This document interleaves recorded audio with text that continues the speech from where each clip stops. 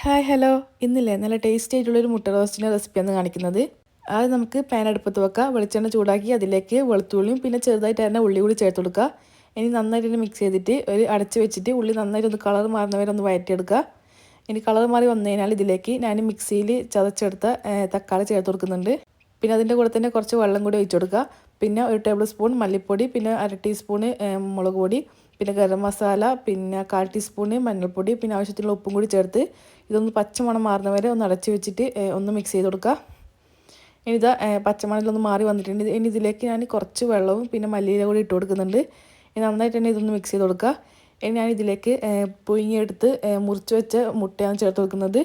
ഇത് കാടമുട്ടയും പിന്നെ സാധാ കോഴിമുട്ടയും കൂടി ഉണ്ട്. ഇനി നന്നായിട്ട് ഇതൊന്ന് മിക്സ് ചെയ്ത് കൊടുക്കുക. ഇത് അടച്ച് വെച്ചിട്ട് ഒരു 4 മിനിറ്റ് അടച്ച് വെച്ചിട്ട് ലോ ഫ്ലെയിമിലൊന്ന് വേവിച്ചെടുക്കുക. അങ്ങനത്തെ നല്ല ടേസ്റ്റി ആയിട്ടുള്ള പെട്ടെന്ന് റെഡിയാക്കാൻ പറ്റുന്നൊരു മുട്ട റോസ്റ്റിൻ്റെ റെസിപ്പി ഇതാ റെഡി ആയിട്ടുണ്ട്. അപ്പോൾ അത്രയേ ഉള്ളൂ. Tata bye bye, see U.